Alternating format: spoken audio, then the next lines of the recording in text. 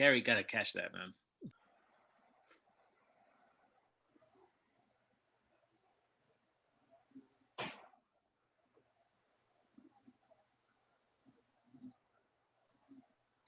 Welcome back to Dong City, April 5th, 2021, episode 54.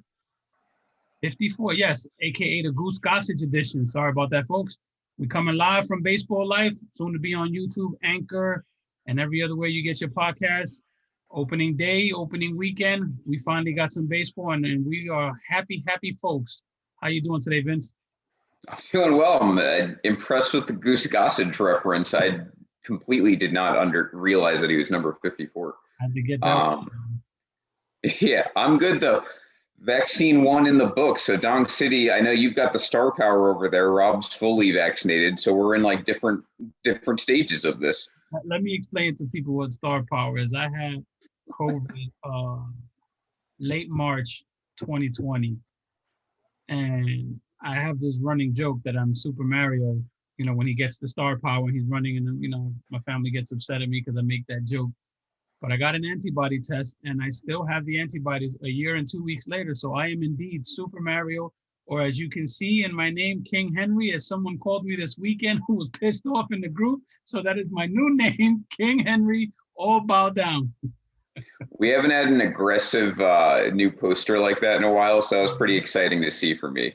Coming in the aftermath as I usually do to witness that.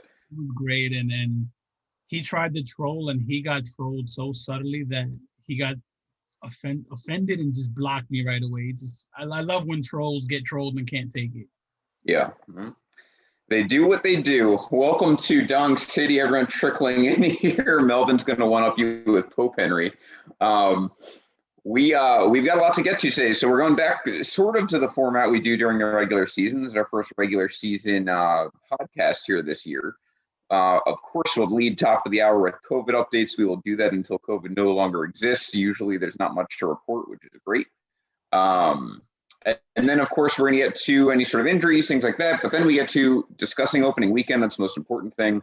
We're going to discuss some major topics. Atlanta losing their all-star game. We'll get to that. Some player performances to recognize, some teams to recognize. Of course, we've got some highlights for you.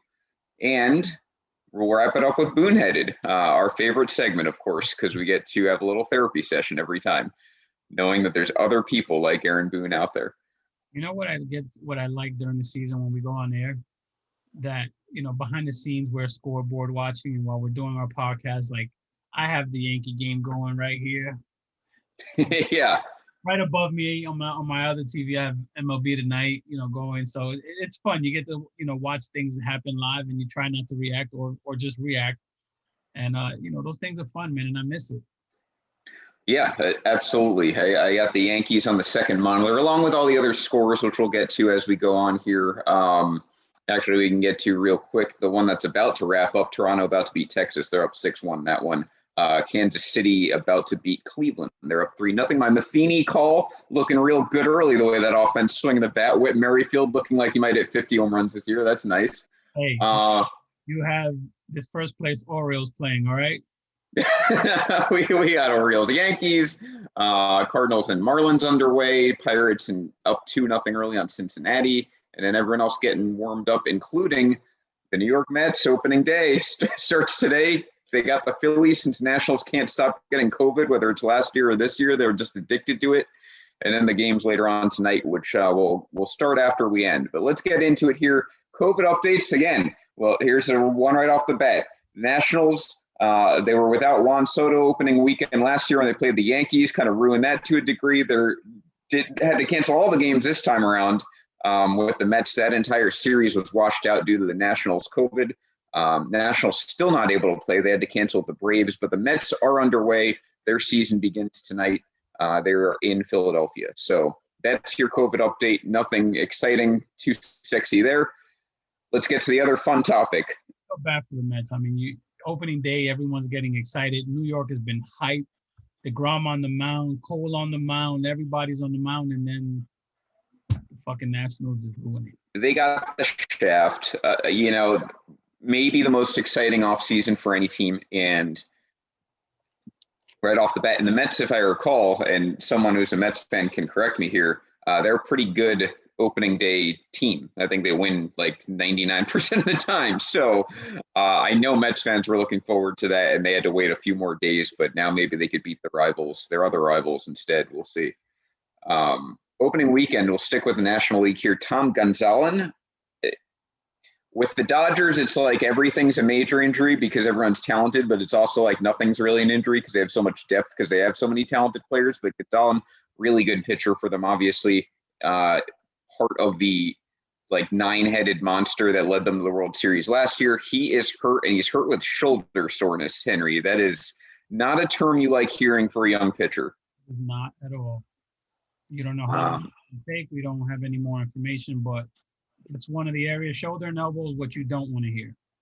It's an immediate concern, especially with Urias on that team. He has actually come back completely healthy after his major shoulder injury a few years ago. So that's good for him, but scary for Gonzalez. Now you have to go down that path. I assume the worst when it's elbow or shoulder. That's the odds are usually on my side. Sometimes you get lucky, but it's usually not good. So we'll see what happens with him. But that'd be a depth hit to the Dodgers for sure. We had Mike Montgomery kind of under the radar earlier today, a couple hours ago. He signs with the Yankees. Good on the surface. I don't have a problem with Montgomery. I think that's a nice depth piece. Of course, you wonder why it's happening now. This could range in like 10 directions for me. Asher Wojciechowski has been hurt and he sucks, so maybe it's just to replace him.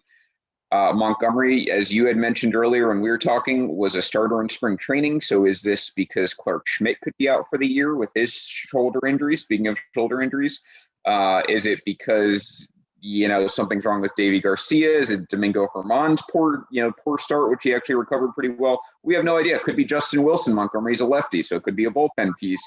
Could be Britton. It's something.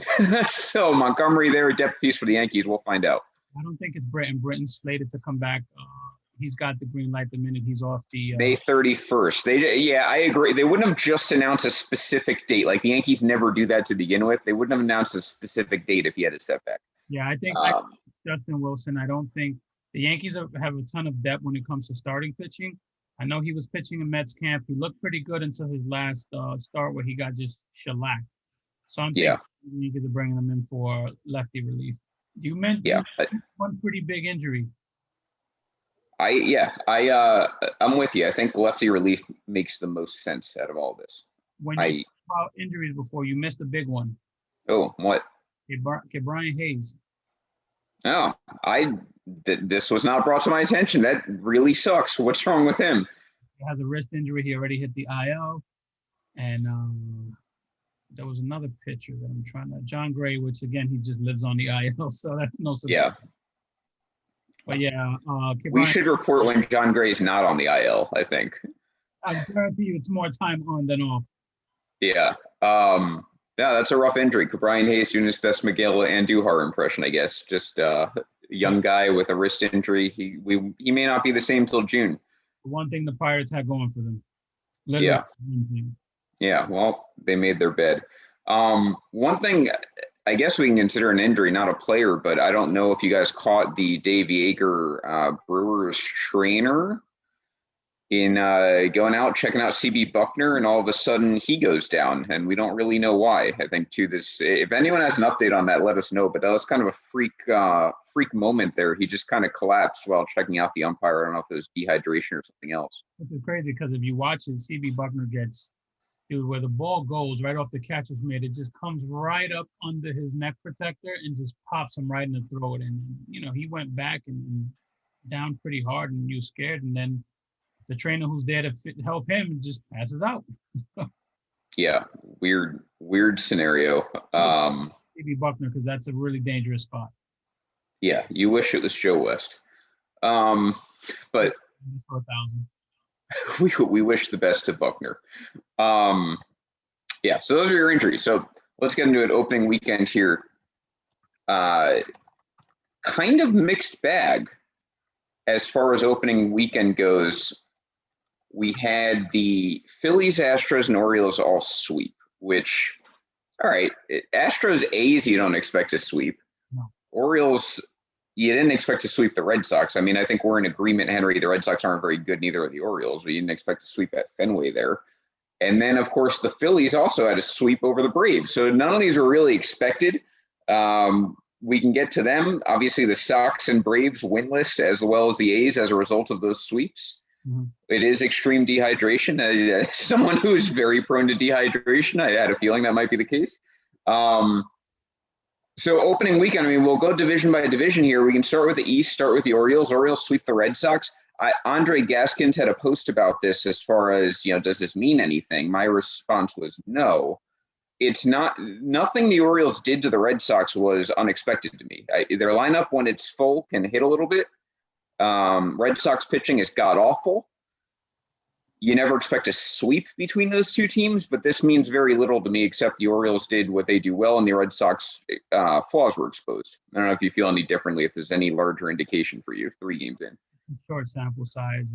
Chris Mullins just went ahead, Cedric Mullins, went ahead and just put the entire team on his back. He went 9 for 13, slugging 1637. He just had a weekend, man. He was sitting there on my fantasy. I said, you know what? Let me pick this dude up. I had a spot on my roster. I picked him up and see, and I had Low Kane in my center field spot, so I just picked him up to see if I can get anything. Yeah, I have Santander and Mountcastle. I also had JD Martinez and Xander Bogaerts, so I was just rooting for 1,000 runs in that matchup. I obviously don't have any pitchers from the Red Sox or Orioles. They all had pretty decent weekends, I would say, but Orioles, obviously, guys like Mullins had the much bigger weekend and sweep there. So nothing there to report. Rays take 2 out of 3 from the Marlins. I think out of anything, my takeaway there was that Marlins pitching is for real. I know that third game, was high scoring, but Rays took 2 out of 3, but game 1 was 1-0. Rays won. We know their pitching's good. And game 2, they came back and won in the 9th off Anthony Bass. But that starting pitching for the Marlins, that's what stuck out to me. They had 2 really good starts against the Rays who, not an offensive juggernaut, but they also can hit a little bit. And so, that was my takeaway. Other than that, Rays took 2 out of 3. I would have expected that before the series started, so that's not a surprise. Yeah, but Miami played them tough in every game, so, it's a good thing. Yeah. I know we said Miami has some youngsters that should be exciting this year. So, it's fun seeing Tampa Bay challenged a little. Yeah, absolutely. They're definitely scrappy. Remember, I called their demise this season. So absolutely. Yeah. We'll see. It's second place, but to that point, the team, a lot of guys taking the Blue Jays for second place, and they take 2 out of 3 as well from the Yankees. So I don't think there's anything here either that was surprising, at least for me. Maybe I'm a little more negative on the Yankees than most Yankee fans, but actually, here's what was surprising. Yankees pitching was phenomenal against a really good lineup. That was in Yankee Stadium, Hitters Ballpark. Usually they take a little bit there. Kluber looked great. Obviously went like 4 1/3. He's fresh back, but he looked great. Montgomery, even pitching right now, looks great so far. You had Cole opening day doing Cole things, and Herman had a rough first inning, but after that he settled down, and the bullpen was fantastic all weekend. The only run I think it gave up was the extra inning, extra man on base run, which is whatever King would have gotten out of it if that runner wasn't on second. The main takeaway is the Yankees lineup looks like dog shit. It's nothing we haven't predicted on this show. It's nothing we haven't complained about on this show. They got Aaron Hicks hitting third. He had no hits. He had 1 hit, the entire weekend, a meaningless single. Stanton had no hits cleanup. And infield hit at that, which was worse. Yeah, infield hit for Hicks. He looked like a complete jackass every time there were men in scoring position. Aaron Judge, a single here and there, that's not what you pay Aaron Judge for. There's 2 at-bats, and I've said this 1,000 times in our chat. There were 2 at-bats where Aaron Hicks did not swing the ball. He walked once, and he struck out all without swinging the bat. 2 at-bats where he never took the bat off his shoulders. Yeah. As you know, I was there Thursday. I was all excited. I was hopped up. I was there, man. I was excited, and to leave opening day with a loss, it sucks, man. Not a number 3 hitter. Not a number 3 hitter. Should be, if you're not going to swing, you just want to walk like you're in Little League, like you're one of the worst hitters on the team, that you should at least be leadoff. If you're on base percentages, be leadoff. Otherwise, you should be in the bottom of the lineup. He's not a number 3 hitter. And DJ LeMahieu, again, had what, 3, 4 hits, 5 hits? He's leading off. Those hits go nowhere because you got Judge grounding into double plays every at bat, and then you have Hicks looking at everything. I will tell you two things that stood out to me on this Toronto team, seeing them live. One, they hit the ball so fucking hard. Yeah. The balls that were hit to players, it just, I don't know, maybe it was because there was less fans in the stadium. These balls were just smoke, man, and they just sound different.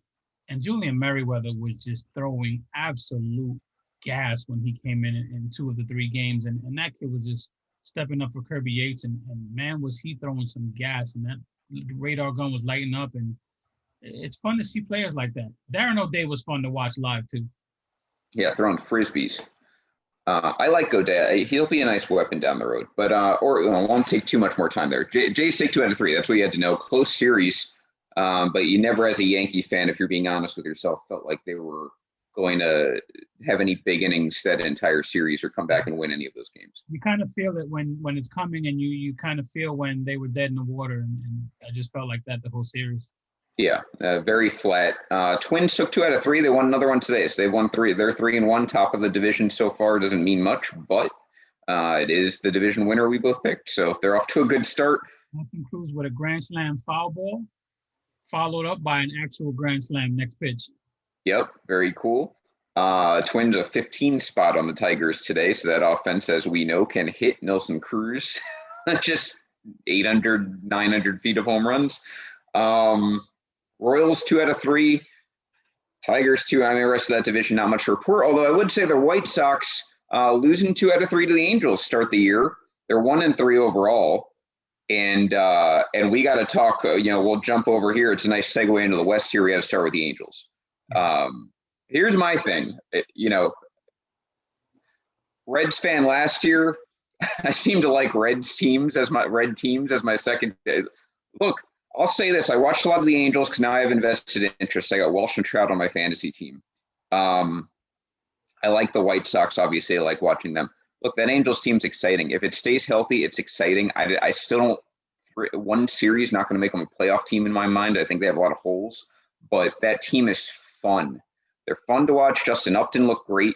Albert Pujols looked great. Mike Trout lives on base permanently. And then you had Jared Walsh, my boy, they finally start him in that 3rd game. He has 2 hits, and then they start him the next game, and he has 2 home runs. So that kid can hit. Angels are fun. And then, of course, the centerpiece, Henry, which I know everyone's waiting for us to talk about. Yeah, Shohei Ohtani. Here's my promise to you guys watching. Shohei Ohtani keeps us up to the All-Star break.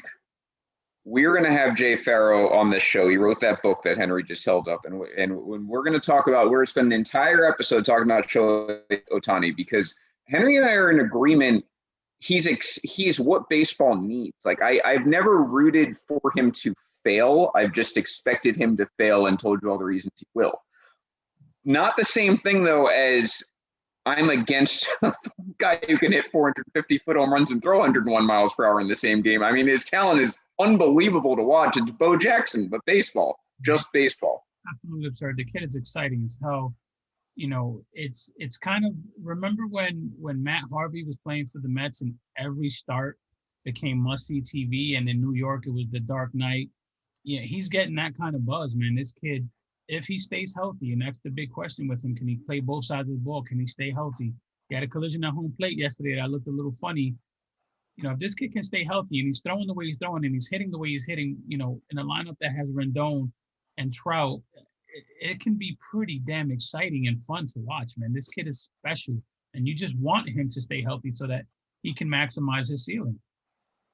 Yeah, that's the key. You want him to stay healthy. Now we saw last night the ugly side of this. Ending the game, his start, he gets hit at home plate. He's down for a little bit. He goes off limping. He says he's okay, so that's great. But it's a physical toll. What he's trying to do is something that has not now. He's not Babe Ruth. Obviously, those comparisons are stupid. They should never be in the same sentence. But when you're thinking about what he's doing, it's a similarity, right? Because he's trying to be an elite pitcher and he's trying to be an elite hitter at the same time.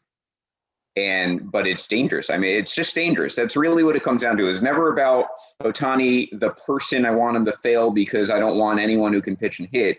It's about this is a dangerous game plan, and I don't agree with it, and I don't think the Angels should do it. But if it works, it's unbelievable for baseball. So I get it in that regard. I wonder if eventually he transitions to the bullpen and becomes a closer, because I think doing what they're trying to do may be a little easier to do if he's the closer of a team instead of a starting pitcher. That has been my suggestion now. It wasn't my original suggestion. It has been my suggestion this year. If you really don't want to make him just a hitter or a pitcher, and if you were going to do one, I would choose hitter because you could stay healthy longer, I think. Why not a super reliever? He could be a Josh Hader who closes games. You get his bat for 7 innings or 6 innings or whatever, and then you get him pitching the last 2 or 3 innings, close out the game. And you could do that twice a week at him as a reliever. He could DH the rest of the time. That, to me, is the best of both worlds. It's less injury risk. And one time through the order for Ohtani coming out throwing 101 with that secondary stuff, no one's going to touch him the entire season. He'll have a sub-1 ERA. Well, forget it. He'll be dynamic. Imagine the histrionics and the fun that the ballpark will have when they play some music for him. You know, I just think for the long term of him, and he should be a closer and the superstar hitter that he is. Yeah, I agree. And it looks like the comment section also agrees. Austin pointing out needs to improve his command. Absolutely. Had a few walks last night. Mike Feldstein agrees with me. He doesn't think it's sustainable. I don't either, but I'd love to be proven wrong. I have no problem being proven wrong in this case. You can't have with guys the size of Jose Abreu. You just can't. You're going to lose that every time. I don't care how big Ohtani is. You're going to lose that every time. Yeah. Which, by the way, we had a friend of the show, Eddie Morales, sending me pictures of Ohtani yesterday. He's at the game. He's a big dude. Ohtani's a really big dude to see in person. And Eddie, by the way, is back at work. He wanted to send that message, guest relations, I believe. So he's not back in touring. He is back with the Angels, though. Yeah, tour guide, right?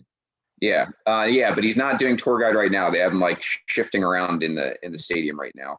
I don't think they're giving tours because of COVID. So they found a spot for him, and he's working. He's very happy. So we're happy for him. So yeah, Angels definitely, to me, outside of the teams who swept this weekend, I think the Angels stole the show. The only thing that was missing was like a 460-foot Mike Trout home run from that series. If you're an Angels fan, they win in a walk-off in one of those two. Got an Albert Pujols home run. That helps. Yeah, absolutely. And you had the Ohtani home run. I mean, those are the guys you show up to the stadium for. And the one that came through. The one that Matt DeWalsh won't get talked about, which is the Walsh one. Yeah, 3-run homer to walk it off. I woke up to that. I was thrilled. I was tagged like 7 times in the Angels thread because everyone knows I've got Walsh on my fantasy team, and it was I was very excited. That was one of those like last round picks that I made on a whim, and I was like, oh, this guy looks like he can hit a little bit. Let's see what he could do, and immediate dividends. A good first Sunday night baseball game. Yeah.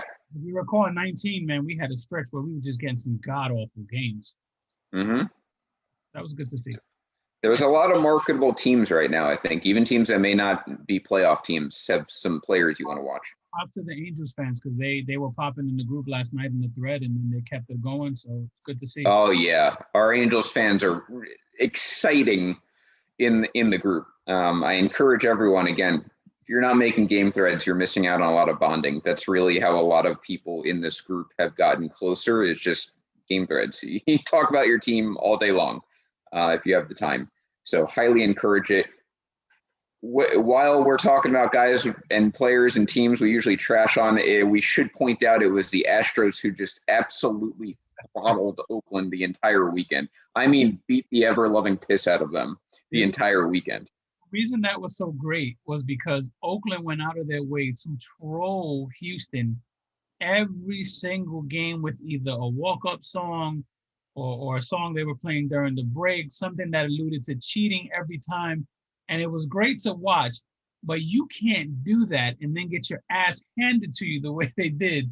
So Oakland got to come stronger than that, man. You can't troll and the shit beat out of you the way you did.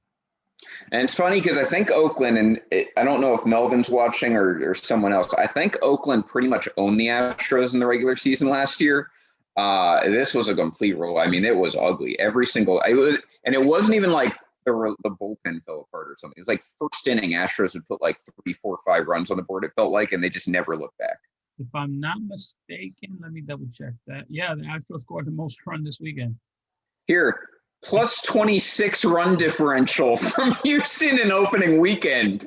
That's ugly. And the best part of that is Oakland is negative 26. Yeah, that is hideous. That's really bad.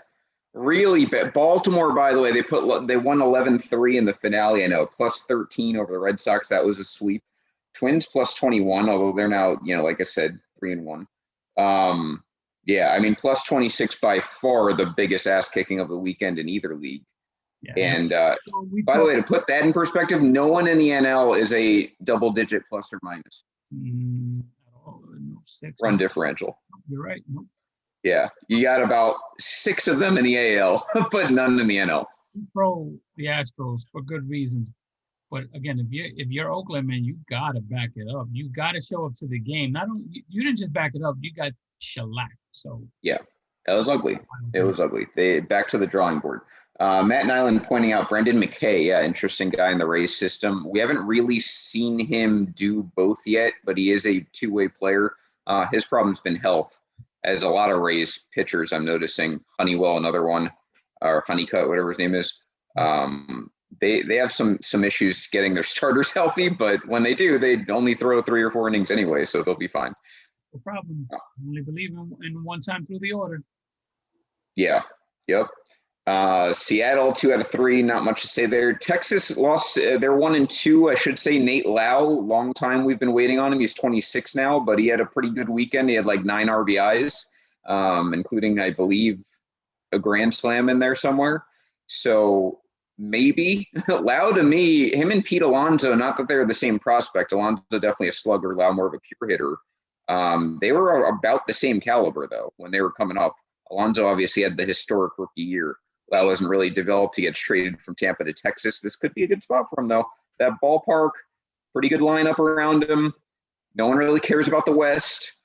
He might flourish there. Yeah, if you're a power hitter, you want to be in a park like that, and that's where the balls go to fly for sure. Yeah, new ballpark too. That their politicians won't go to. And we'll get more on that later. Phillies sweep the Braves. You got to be real happy if you're a Phillies fan, because that was first of all, a divisional series sweep, and second of all, they won some close games, which with a bullpen like that, you're thrilled. And Zach Wheeler looked like God, so that helps too. Aaron Nola looked great. So that's everything you can want in an opening series for the Phillies. You know what else looked great for the Phillies? Who? Bryce Harper's cleats. Oh, yeah. Yeah. I didn't see it, no, but I have no doubt. It was an ode to the Philly fanatic. Were they green? No, it was literally the Philly fanatic on his cleats. Oh, all right. That's awesome. Yeah. Anything Bryce Harper does, I'm pretty much going to support. So. Same here. I love the guy, Yeah. Everyone else freaked out over him. My favorite Mormon, he edges out Jacob Trent. So Mets, obviously, Mets Nationals, nothing to talk about yet, although we look over, still no score in the Phillies-Mets game. Braves obviously got swept. I wouldn't sweat it if I'm a Braves fan. Just a rough series, opening weekend, who cares? Marlins, of course, we talked about already. Let's get to the NL Central. How about them Cubbies, man? This is it, man. You want to talk about overreaction opening weekend? I think Cubs fans, granted, a lot of it was trolling because we know who was making the posts. But if you had any sort of like excitement or long-term sustainability from watching the Cubs struggle to take 2 out of 3 from the Pirates, I don't know. I mean, if that's your expectation as a Cubs fan, good for you. I'm sure you're used to this type of expectation, but that meant next to no. I mean, that was as embarrassing as it can get. If you're going to take 2 out of 3, I would be more angry. I'm more angry if I'm a Yankee fan if I lost a game to the Pirates than taking 2 out of 3. Put it that way. 2 out of 3, and then only having a positive 3 run differential. Yeah, I mean, those were close games, which is sad. So Cubs take 2 out of 3. Good for you. You're technically in first, tied with the Reds. The Reds, I thought, were even more impressive. Their bats looked really good that opening weekend. They take 2 out of 3. Cardinals have a lot of pitching issues early, but one time through, who cares? I don't think Jack Flaherty is going to be getting shelled every game, so I'm not really worried about it. Funny, I had pegged the opening day matchup. The one I was looking forward to the most, the pitching matchup, was Luis Castillo versus Jack Flaherty, and both Yeah. completely rocked. Yeah. Two of my first 4 draft picks, they both got murdered. Oh, there goes that game I was looking forward to. Yeah, just an absolute robbery of a classic pitcher's duel is what that He was. already got Yadier Molina in his first fight of the season, so everyone's up early. Oh yeah, and we'll get to that too. I've got so many thoughts on that thing playing out. Little NL Central crime on crime there. Wrapping it up here, Dodgers now 3-1. They, Rockies gave them a little run. Apparently, Dodgers don't play great at Coors Field. I think that showed. They lost opening night. They've won 3 in a row since. No surprises there. Padres 3-1. Those games were good. Yeah, they were there. They were right in it every game. Rockies came back. David Price came in, just got hammered. We'll see how that goes. Came in relief. Left him in my bench though. But yeah, that wasn't a good look. Yeah, Giants Mariners had an opening series. Giants lose 2 out of 3. They blew one of those games real bad in the 9th inning there. It's funny, I was looking at the schedule, right? And I saw that game and I was like, damn, I always, you can get me to watch any baseball game. And I looked at that matchup and I said, this might be a matchup I want no part of. I don't want to watch this game. Yeah. Ugly. Interleague. Seattle and San Francisco, I mean, I guess that's the closest you can get to Seattle, but that doesn't make it close. Yeah. No sex appeal at all between those two teams. They don't have any superstar in my mind left. I mean, Buster Posey once was, but he's not anymore, although he played like one, hit a couple home runs, and Evan Longoria hit a couple too. It made no sense. Over it. Yeah. Arizona 1-3. Look, that I chose them for 4th place, and it's because that pitching staff's complete dog shit. They pitched like dog shit. They played like dog shit, and they're 1-3. So they're dog shit. There you go. All season. What'd you say? They'll be dog shit all season. Damn it. What's the first baseman's name that got popped in the eye? Oh. Remember I showed you guys. You did. I already forgot. I did not think of that early. Went to scoop a ball. Just did not play it right. It popped, hit him in his left eye, and boy, did that shit well up and have. On the Diamondbacks? Yeah. Christian Walker? Okay. Yeah, it was just nasty, man. That thing welled up and got swollen and red. It was brutal. He'll be more defensive drills, needless to say. That's the solution. So there's your walk through the league. I mean, opening weekend, right? So if your team took 2 out of 3, took 3 out of 3, you're happy. If your team didn't, you're already a little frustrated. I know I am. By the way, speaking of frustrated, we are now in the bottom of the 4th. Yankees have 1 hit.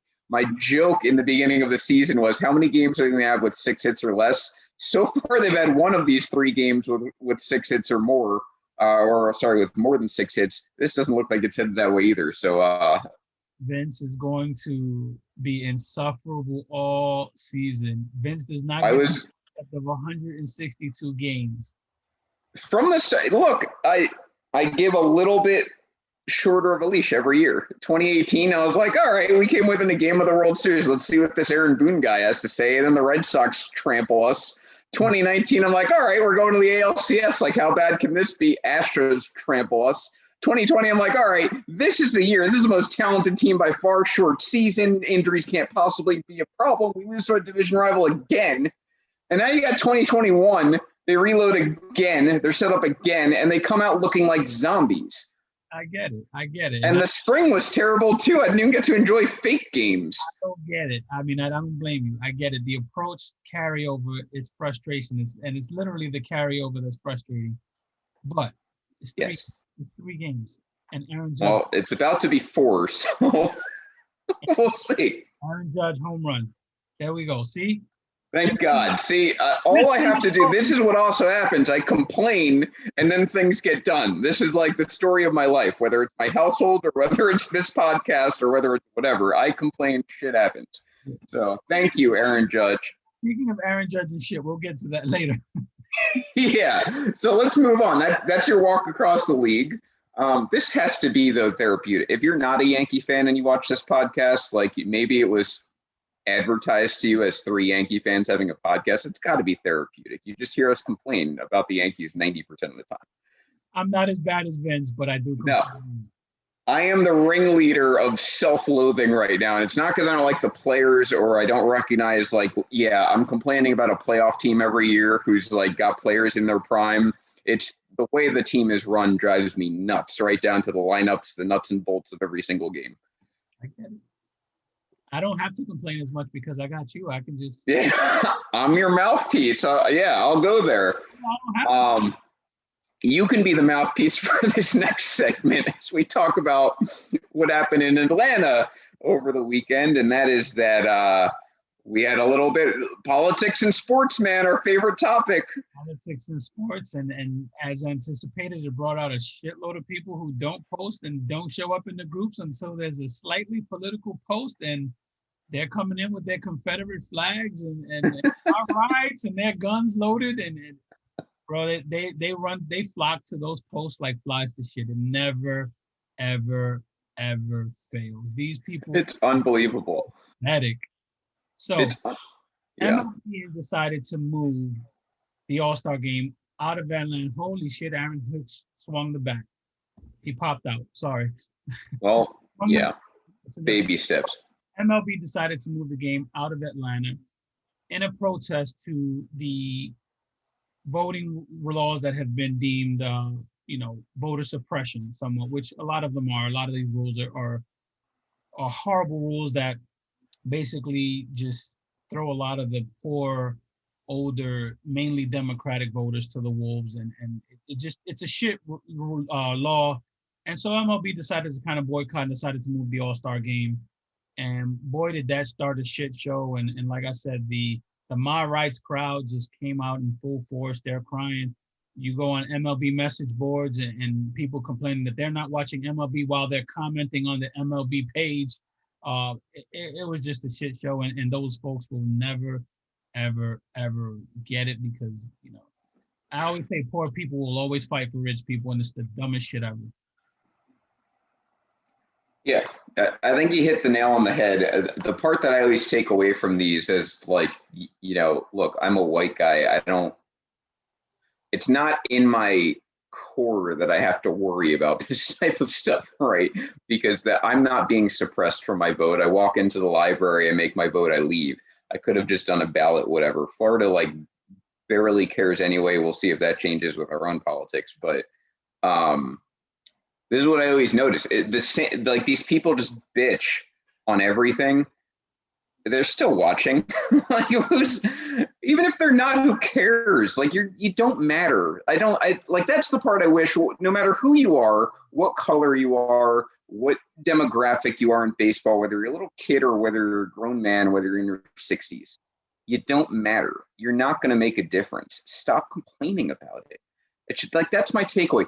I posted earlier, strictly from a business standpoint, this was silly for MLB, solely because you ruined, you have taken away a Hank Aaron moment that could have been like a Ted Williams Fenway type moment, even though Hank Aaron's not alive, but that's why. This was a top 5 and African-American baseball player who happened to pass away this year. It happens to be an all-star game in Atlanta, a fairly new stadium, the first all-star game in 2 years. You're probably going to have full capacity because it's Georgia and they have less strict rules. And that moment will now not exist. Can it exist in Milwaukee? I've seen that. I think that's the best second idea is you put it in Milwaukee where Hank Aaron also played.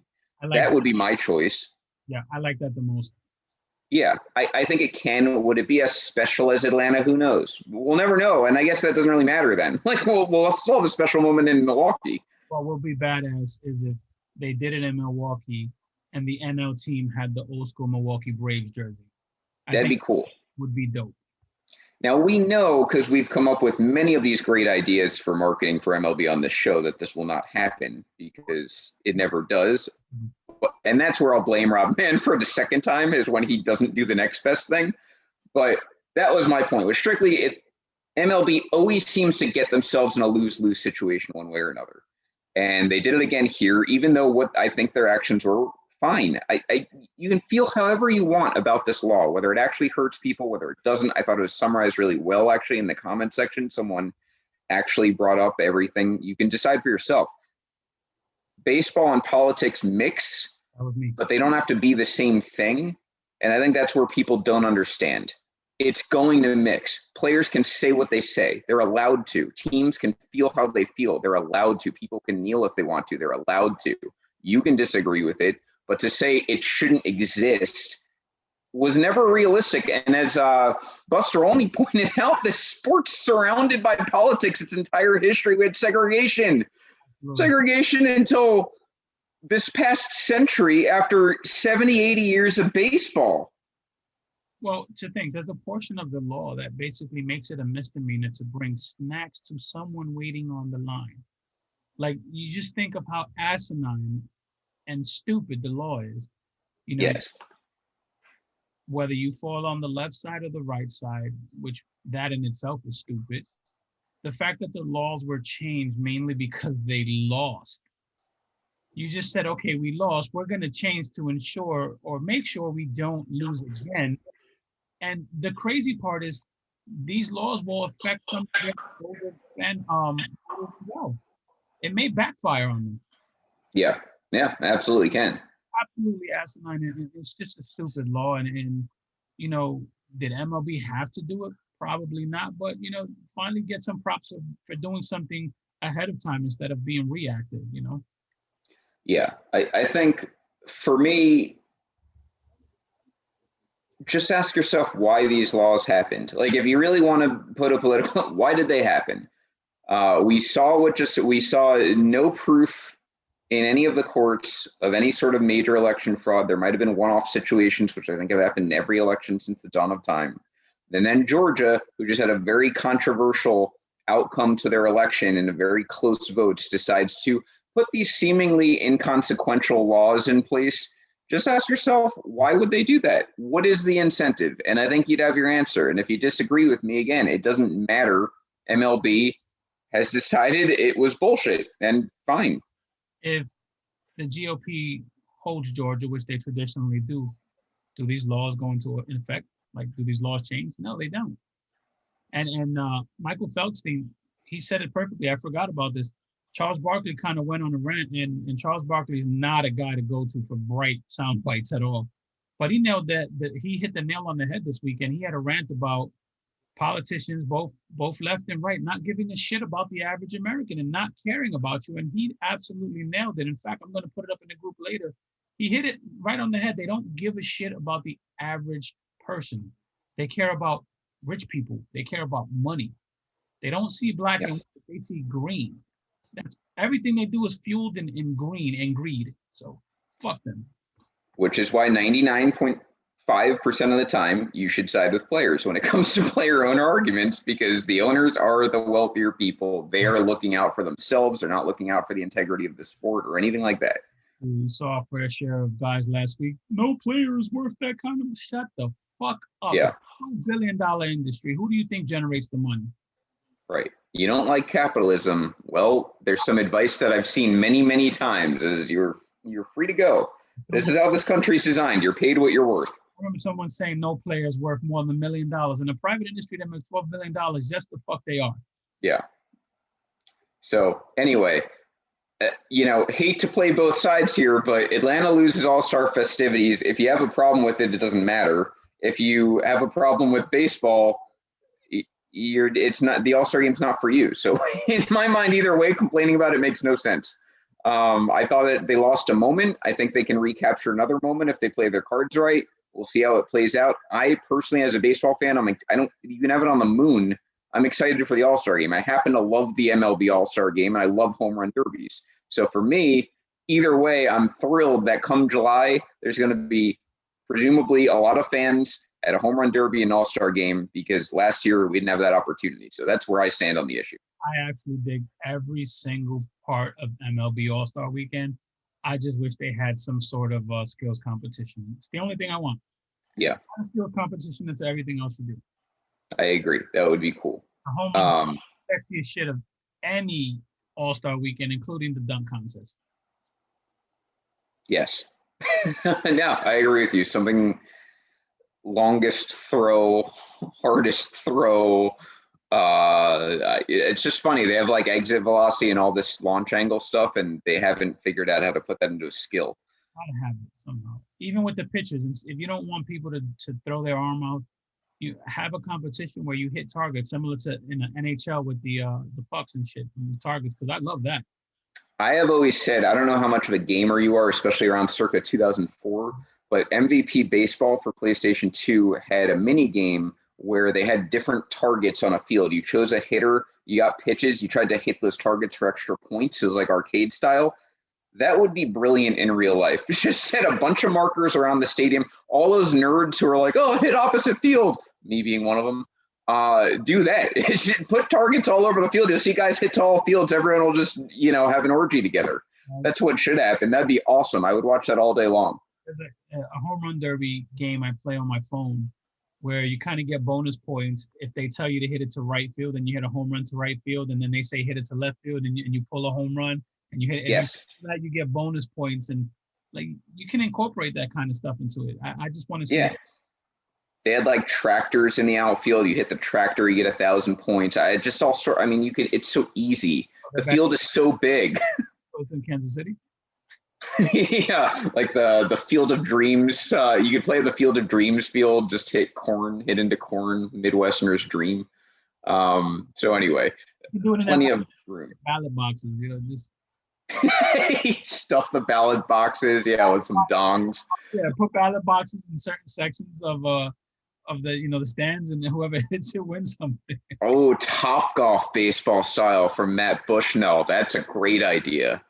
Coming in hot. I like this. He needs to. Yeah, that's a good idea, Matt. I see the situational stuff. It's the stuff you can't see. You have a freaking bunt competition where you've seen them like Korea and Japan. I think that'd be great. I'm fine with it. Have pitchers hit. Here's your place to do it. The All-Star game when it doesn't count, and I don't have to watch it every day.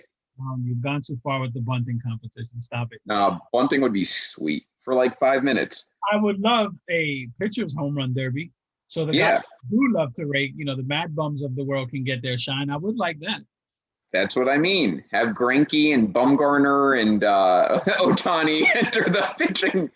Let's see come out of retirement for that one. It should just be named Can Anyone Beat Ohtani? You have everyone try and just outslug Ohtani and really see if he's the best pitching hitter in baseball right now. I think we know the answer. And let's get to those player performances. So we talked about Ohtani at great length. But let's talk about Miguel Cabrera here. This is one of those novelties. It's kind of like when in football, when you play on a baseball field like Oakland used to do. This is like hitting a home run in the snow is one of those things that transcends multiple things that I like. This was Miguel Cabrera hitting a home run in the snow. Yeah, which he didn't know he hit a home run, by the way. Yeah, I mean, there's a lot of balls. And this is when it's snow. That was part of it. I'm sorry. If that was an aging Yankee, he's injured sliding into second. Just saying. There's Mickey hitting the home run in the snow. That was fun, though, man. That was fun as hell to watch. I think some people were wondering if he knew it was a home run and he was just being playful. I think Mickey has some respect for the game for that. Could go either way. Yeah, he's an old man having fun on a useless team at this point. Yeah, he had too much respect for the game for that, but it was fun to see. It was kind of his Manny moment. Yeah, we got more coming in, by the way, that I like. Base stealing competitions, forgot that. Rounding the bases the fastest, that actually would intrigue me because you always hear these bullshit metrics as far as how fast people are running. I want to know who actually runs the fastest. I got something to go with that. You have a fan competition, and the fan that wins the competition plays versus the player that wins that competition. This would have been perfect for Atlanta. They have the freeze facing fans every single game. Whoever wins, we saw at least one last year. Freeze was like a former track champion. Yeah. Whoever wins those gets to run in the All-Star game against an actual major league player, and we see who wins. Brilliant. This is just brilliant marketing. Comes up with that. Dong City in the comment section comes up with that in a few minutes, and MLB pays people millions of dollars to come up with this shit, and they get it wrong. Yeah, absolutely. We had distance contests. I like that, obviously. Whoa, with non-dominant hand. There you go. Switch hitter's dream. Aaron Hicks might win something. Might swing the bat for that. That'd be good. Here's a good one. How about like catcher accuracy? See how many runners they could catch on base. That's a good one. I like catcher. I even like catcher velocity. Popping up from catcher, throwing to second. Gary Sanchez, dark horse for that one. Pop time competition. I like that. Yep. Albert Pujols in a running competition. that would be a good one where you just, whoever has the winning ticket at the All-Star game comes out from the crowd, they race Albert Pujols around the bases. And then Albert Pujols gets hurt. Yeah, I like that too. Yeah, keep them coming. We'll read them out as we go on here. But so real player performances here. Urias, to me, this is his coming out year. I could have told you that before the season started. He looked dominant for the Dodgers. I think he's an absolute ace going forward. Maybe not going to get up to that 175 inning mark, but he could go 140, 150 this year and have ace numbers. I am a big Urias fan, always have been. John Means maybe more a product of facing the Red Sox opening day, but he had 6, 7 shutout innings.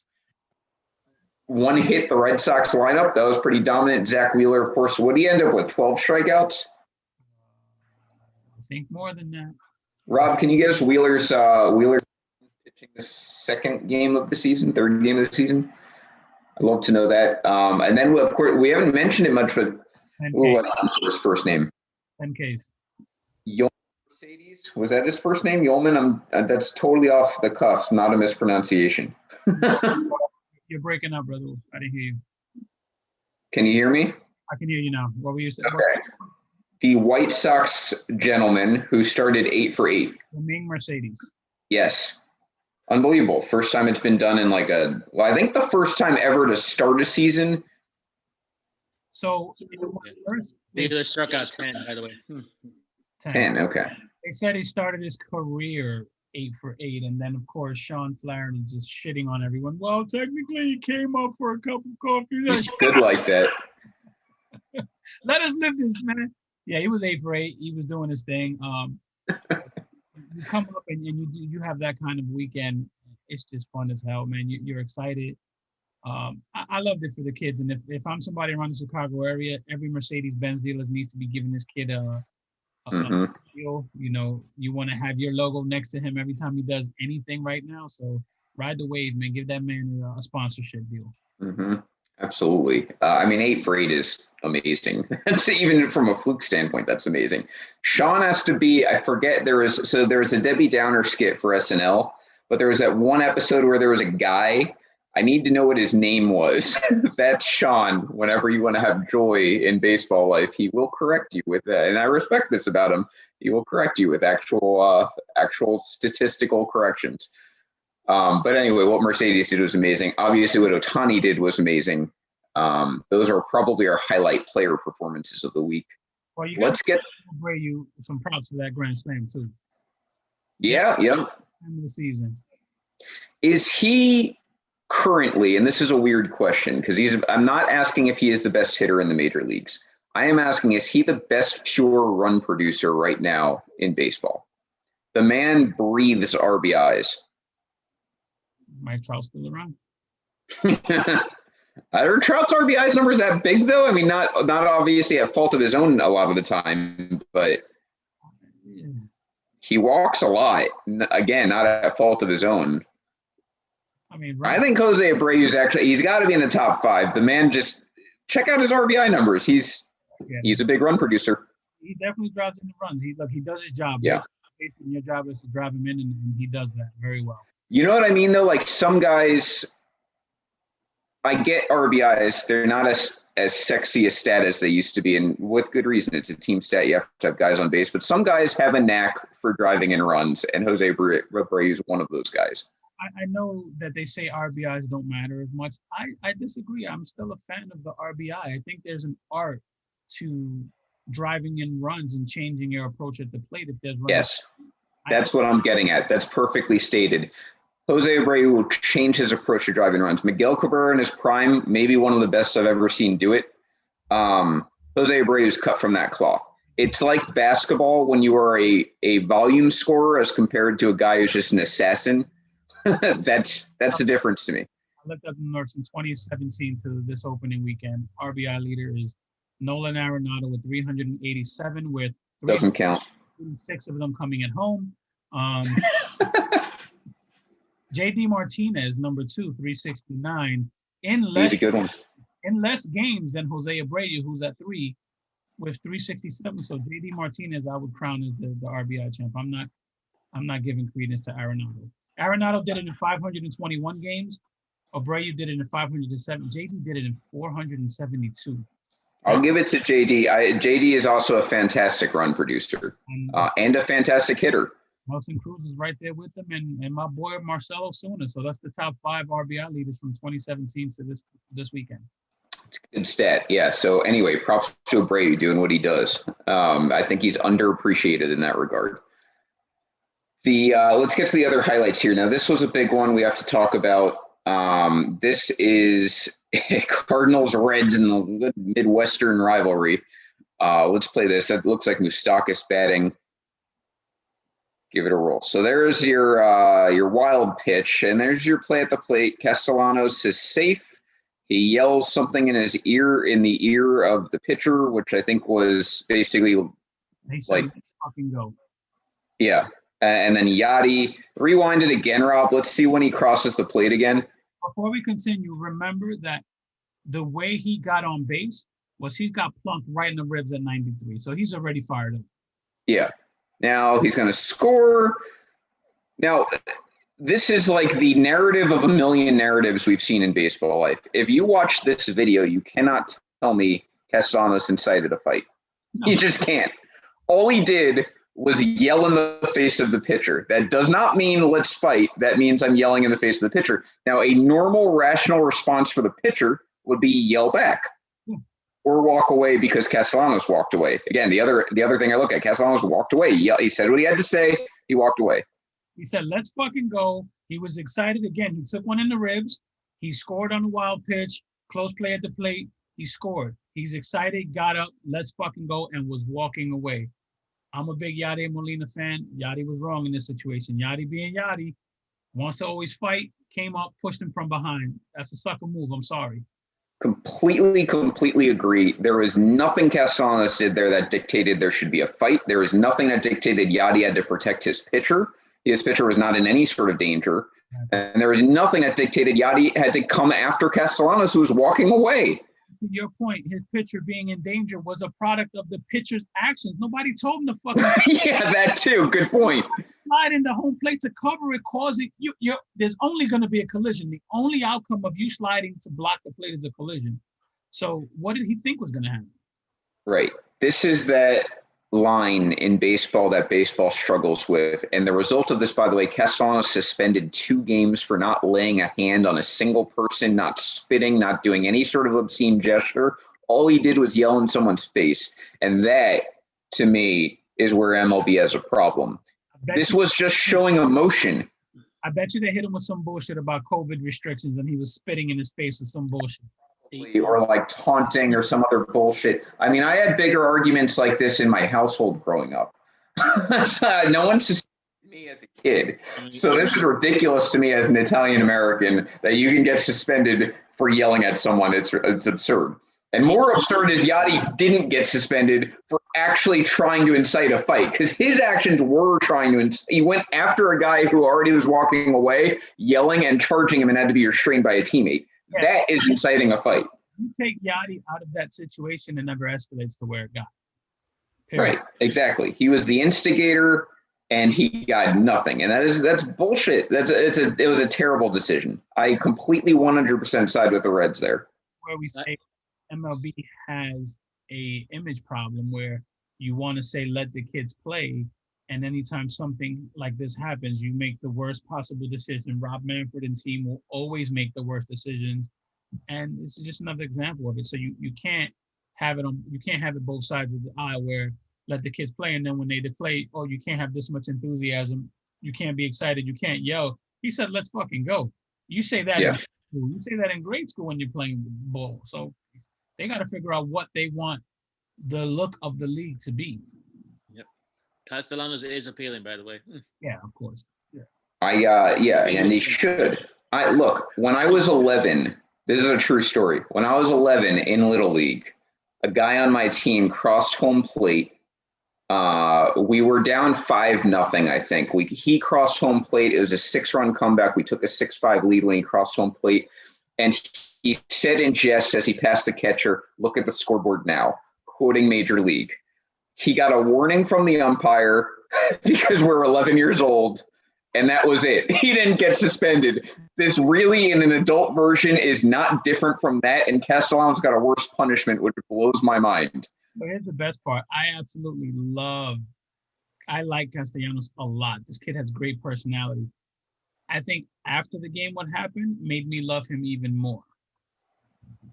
Oh, yeah. Let's see this. I mean, look, like I wore 93 in the ribs. That don't exactly feel good, I asked Yadi if it was an accident. He said, of course it's an accident. All right, Yadi's a boss, Like, all right, I give him the benefit of the doubt. You and Yadi were kind of by yourselves on the first base side. Just what were you guys talking about over there? That's between me and Yadi. But like I said, like that guy could have punched me in the face. I still ask him for a signed jersey, but I can listen to that shit all day. My man, if you don't, how could you not love and respect Castellanos after that? My man said, Yadi could punch me in the face and I'm going to still give that dude all the respect. That's somebody who's a fan, but a ball player at the same time. It just made my love for Castellanos grow even more. And you know what's even funny? I bet you the next series, he's gonna like pretend to punch him in the face and get something autographed at the same time, because that's how Yadier is. You know what? That would be cool. But the best part of it is Castellanos hit a home run in his next at bat. Yes, that is always the best part of these things. Yeah, he's trying to draw me back to the Reds fandom. I understand what he's doing. I'm okay with it. Yeah, but that means you got to be with Larry then. That's true. I have to second. I'm torn between the Reds and Angels right now. I got to think about it. And I guarantee you, neither fan base wants me to be rooting for them, but we'll see. By the way, quick updates. Pirates up 2-1 on the Reds. Speaking of the Reds, Cardinals up 3-0 on the Marlins now. Mets, Phillies still no score, bottom 3. Red Sox up 1-0. I think that's their first lead of the season, maybe, on the Rays. Brewers and Cubs scoreless in the second, and the other game's not underway. Yankees up 1-0 on the Aaron Judge home run. Aaron Judge up again, 2 on, 2 out. We'll see what he does here. So, I have to say, let's get some scores in. And Donk City Bros, man. Donk City Bros. Those who know the meme know the meme. Yep, that meme wasn't just created for shits and giggles. It means something. So let's get to our next situation of the weekend with the Dodgers over here.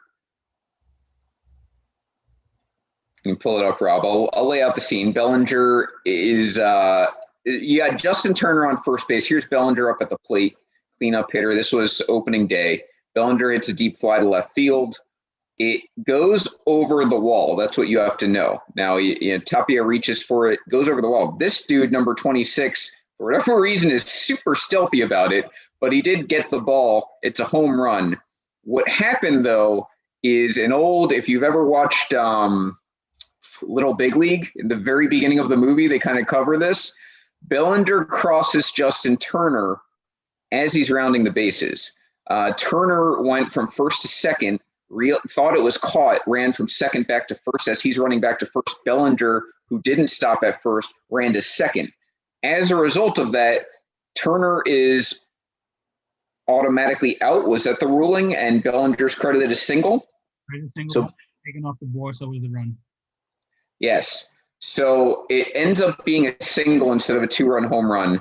And everyone's confused, but those are the rules. So if you are just learning Major League Baseball or have a kid who is, make sure you tell them never cross first base on a play like that if you're the runner, because you cannot cross up the guy in front of you, or one of you is going to be out and it's going to be the other guy. Now the mistake is not really on Bellinger there, it's on Turner because he ran all the way back and it obviously was not caught. But to circumvent that situation, if you're Bellinger, what he should have done is just stayed on first base, and then you wouldn't have this problem. But that's what happened. It was very, very confusing for everyone. He got deep, though. He got deep by the outfielder. Yeah. And the Rockies fan, I don't know if he did that intentionally or not, but if he did, that's a sadistic move that's brilliant. he was a plant, a QAnon. Yeah. Maybe Yeah. maybe he's Q. I did they interview that fan? I haven't heard anything. I want to know if he knew what he was doing there, if it just happened to work out that way. Because I mean, he changed the outcome of the game. The Dodgers ended up losing that game. Granted, it wasn't a one-run game or anything, but still, that was impressive. And we've got our final, sticking with the Dodgers, although now on the Red Sox, our final situation. We had some weird situations opening weekends. Here's another one. This was Orioles-Red Sox. Kike Hernandez led off his season with the Red Sox, and his first single goes opposite way with 2 strikes, by the way, like that. Then he's on first. It's a pickoff attempt. Trey Mancini, welcome back to Major League. Battled colon cancer last year. He's back, a little skinny, but he's looking good. And upon replay in the bottom of the first inning of opening day in April, after about a 12-hour delay in figuring out this call, they decide that Kike actually did step off the bag and was tagged out. Now, the call is technically right because he was off the bag. He did get tagged out. But this is just the worst part of replay. I don't know why it's allowed and other things aren't. A first inning replay, and this was at least 5 minutes that it delayed the game. I mean, you got the momentum of the game going if you're the Red Sox fans. You're just entering your season. Your lineup's just batting. It's the second batter of the game, and they do this. There's no reason. This is not what replay was invented for. This is where the spirit of replay gets screwed up, because this was not the intention. The intention was not to nickel and dime every play. You know, if a player was out, if he slightly lifted a foot off the base and the fielder kept the glove on, it's not meant for that. It was intended for those big plays, the obvious plays, the game-turning plays. It's not meant for bullshit, like you said, bottom of the first and opening day. Stop. You're trying to increase the pace of play. This is not how you do it. If you want to do it, you tweak it. Or if you really want to do it, you fuck with them and you do what the NFL did and you give them a certain number of challenges and that's it. Yeah, it's you get a challenge flag dressed up like a baseball and you got to throw it from the dugout.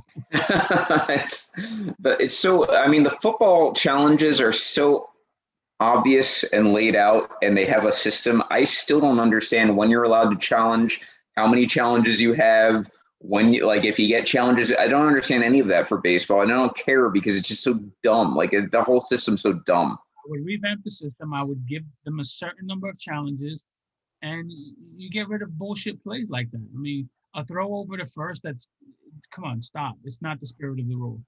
You should not be able to appeal a pickoff attempt, period. It should be a ball in play. Like, that should be at least the starting point for plays you can review, is the ball has to be put in play. And then you can review from there.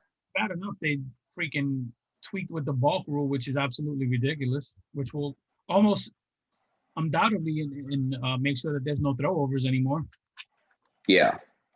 And we hope there's a lot of things in the minors, some scary, some not, that we'll see. One of them is that you can't have your foot on the rubber when you have a pickoff attempt, which will essentially eliminate pickoff attempts, and also limiting it to 2, even if you wanted to, which is just silly to me, but we'll see. I don't think all of them will pan out. Not worth speculating on yet. But anyway, that was the Kike Hernandez. Just another thing that baseball does that is just so silly to me. By the way, Aaron Hicks up, bases loaded right now. Judge obviously walked.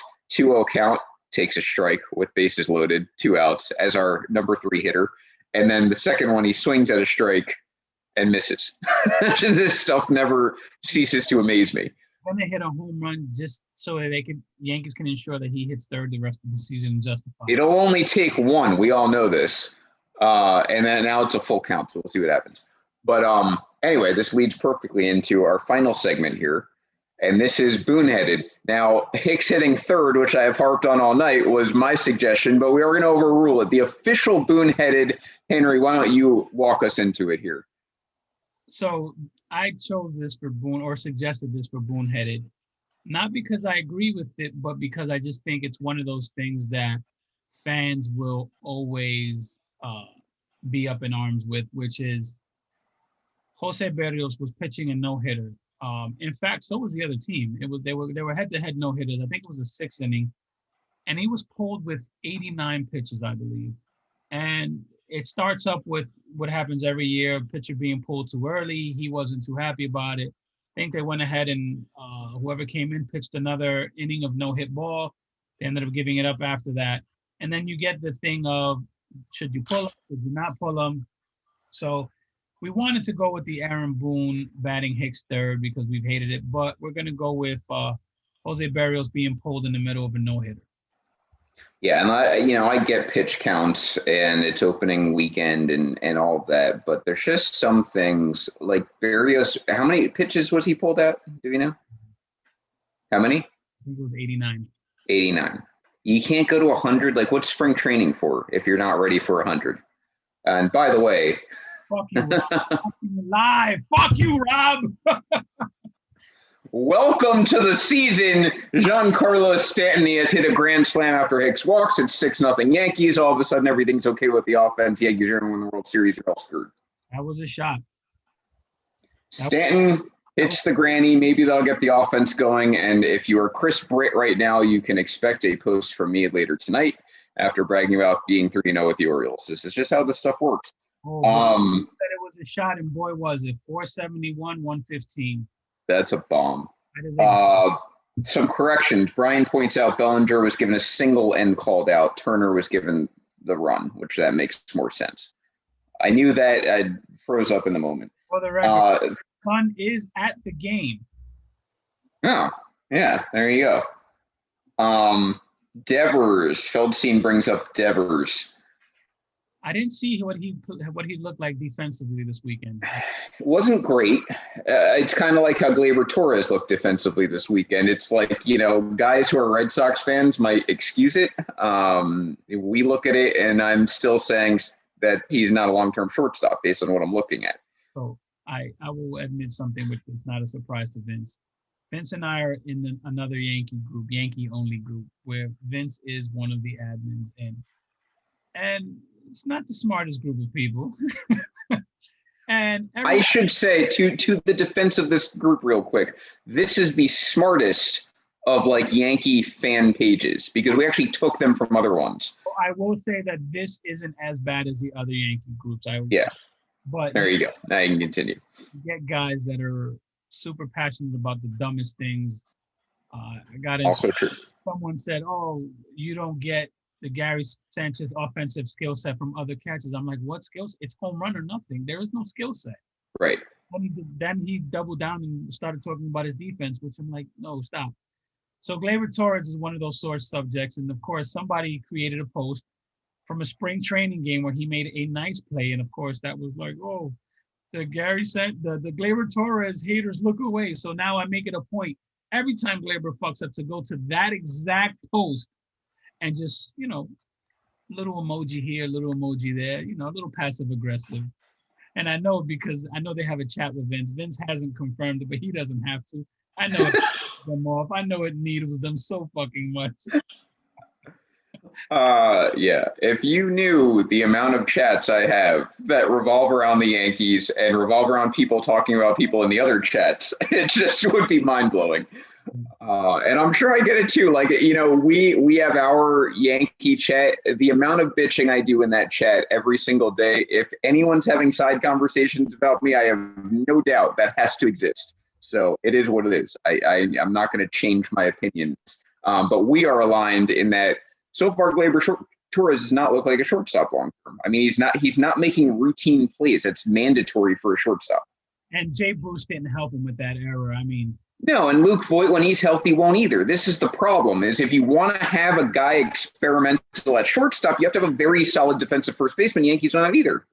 I don't think Voigt makes that play, but I don't think Voigt looks that ugly doing it. Jay Bruce just stretched to the wrong side of the bag. It was bad. Yeah. No. Now, funny. I don't know how much Jay Bruce was going to be expected to play first base before Voigt went down. So I'll give him the benefit of the doubt. He probably was looking at DH corner outfield. That's what his natural, if he has a natural position, is. And then he's kind of thrown into the everyday first base role. It's the beginning of the season, fine. But to your point, Henry, the bigger problem here is, again, maybe Luke Voigt's a little bit better at first, but you can't have a guy at first who is not above average and Gleyber Torres at shortstop. You can't have both. This is kind of like a quarterback who's a rookie with a bad offensive line. Like, you just can't have both. You have to either have a quarterback who's above average, or you have to have an elite offensive line. You can't have both. Can't have both. And I played first base. I love the value of a good first baseman. Like you said, you can't have both. You can't have a subpar defending shortstop and a subpar defensive first baseman. You can't have it both ways. Right. This is what baseball does to you. I just get a photo from my barber who happens to run into my son at the game. Wow. I didn't realize. Yeah. Well, no, you mentioned it, but yeah, Jaden also pointing out Gleyber struck out 10 in the inning. So I'll take it. Hey, a 5-spot. Yankees just had as many runs in that inning as they've had in any game this season throughout the entire game. So I'll take it. So here, I'll share this funny story with the group. I did post it earlier, but Rob, you have that queued up. Don't post it yet. Let me go into the story. So we're sitting in our seats, and it's pretty cold opening day. So where we were sitting, we weren't getting any of the direct sun. So we said, you know what, let's get up. We walked around. We ended up right center field. And then we ended up over by the bleachers by the Yankee bullpen. So I think it's when Chad Green was brought in. And I noticed Chad Green's coming in. And I see Aaron Judge leave the field coming into where the bullpen area is. And I'm thinking to myself, damn, that's odd. Randy's next to me. My son's there on the other side. And I pointed out to them and said, Judge is leaving the field and this guy's warming up. 5, 6, 7 minutes go by. Green's still warming up. I'm kind of looking around like, where the fuck is Aaron Judge? So here comes Aaron Judge. My son's recording because he wanted to catch Judge coming out because we were that close to where the bullpen was. And I jokingly yell out something like, did you take a shit? And he heard me. And he turned around and he started hysterically laughing. And my son has it on tape. There you go. You got to get the audio with it.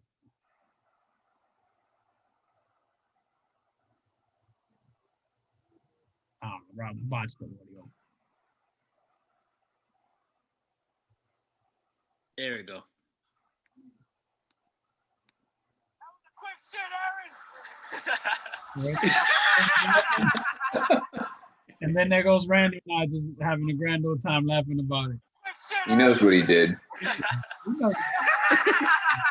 But then between that day, and then I ended up having some fun with Mike Harkey, the bullpen coach. You know, I'm yelling at him and calling him CC because that's the joke between, you know, everyone. He looks like CC. I think he dressed up for Halloween one year. And I'm like, Mike, who's warming up? And he's kind of giving me his back. And then at one point, he kind of goes like this with his hand to, you know, and I'm like, oh, dang. He starts, eventually, as I'm filming and he comes up, he starts messing with us. He tosses me a ball, which I didn't see. So it goes up. So I'm like, so, you know, we're bullshitting with him. Judge comes up in the bottom of the ninth. I said he's going to hit a walk-off. And Mike goes, if he hits a home run, I'm throwing you 2 balls. Judge strikes out or whatever he ended up doing.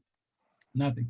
The next day, the next game rather, we go to the same spot. And we're messing with Mike Harkey again. He ends up tossing my son a ball, which he got that day. So that was pretty cool. That's awesome. Had a lot of Yankee interaction this weekend. That was pretty cool. Mike Harkey is known around the organization as like one of the nicest human beings ever. So I'm glad to see it confirmed. I was cracking jokes about Mike Tauchman stealing 2 bases. I said, who are these guys? And he just started laughing, man. It was that interaction with these guys. Awesome. Yeah. So that wraps up, I think, all of our action here. Cardinals up 4-0 now. Yankees still up 6-0. Orioles got a runner on base. By the way, what will be lost in all of this, unless something crazy happens the second half of this game, is Jordan Montgomery looks fantastic. And that's going to be big for the Yankees. And we both saw it coming. Yeah. What I said about Monty? Yeah, Jordan Montgomery looks fantastic. I'll go a step further. The upside for Jordan Montgomery in my mind this year is he could pitch game 2 of a playoff game.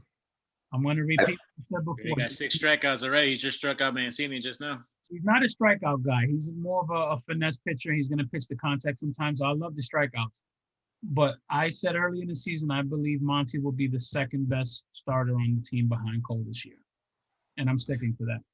And I'm saying that even if Kluber and Talion pitch, to their potential, the reasonable expectations this year, I think Monty, just being second most built up guy in the rotation, he's going to be, this could be a big season for him. And a big season for him isn't an ace season, but it is a middle of the rotation arm. And I think he has that potential. He has always reminded me of a young Andy Pettitte, and that's the comp I'm sticking with. I think he's a smart pitcher too. Oh, two more things real quick. My son makes fun of me because when I go to baseball games, I look for little nuances that kind of, I guess, a regular fan won't look at. And Randy was sitting next to me, and I was pointing out to Randy how horrible Vlad's feet were and how uncomfortable he looked playing first base. And I was pointing out things before they happened: his bad footwork, feet getting crossed in front of one another, him not being able to hold the runner on the right way, little things like that. And that was kind of fun to be able to point out. And then he was messing up. And of course, he hits 2 home runs against us, which is where his value is. Of course. The other thing is Corey Kluber, watching him change speeds and absolutely toy with the hitters was an amazing thing to watch. If he ages and he keeps playing with his speeds, he's going to pitch until his late 30s, early 40s. Yeah, I agree. Profile-wise, structure-wise, frame-wise, everything you can want. Great body to do what he does. So anyway, that'll do it for us here tonight. I will not be here next week, so Henry, you can announce a surprise co-host next week. At some point this week, I will be on vacation. What's that? Maybe I'll go solo and give them an hour and a half Puerto Rican from the Bronx. Who knows? Whatever you want to do, it's totally your call. I'll be back, probably very tired the following week, but I will be here to rejoin you in 2 weeks. So anyway, tune in next week, 4/12, Monday, 4/12, 7 p.m. Eastern time for a Dong City without me. Tune in tomorrow for an Audible without me or Henry. But you get Matt Bushnell and Randy Hammond. They can discuss Sam Darnold's future because it's not with the Jets or in that organization. So don't know anyone who saw that demise coming. And then tune in, of course, for the rest of our podcast. You've got the Step Back on Wednesdays. You've got Work Shoot on Fridays. Yeah, I'm going to get that eventually. I feel like, though, we said Friday and then they came on some random time this past week. On Saturday. I just have and the guys were on. So we got to get them to nail the date down. All right. Well, this is 100% their fault, but they will be on Fridays. Work Shoot is Thursdays. And of course, you got Total Bases, your fantasy podcast, on Sundays, as long as they also stick to Sundays. We saw them on a random time too. So anyway. I have a big show coming up. What's that? I expect the Total Bases guy to have a big show. Big first week, you got to have a big show. Oh, yeah. I've got a lot of things to talk about fantasy-wise, so I hope they do, and I hope that I can catch it. Monty, I believe, is through 6 shutout innings, so good for him. We'll add him to the list for next week, maybe, depending on the rest of this week.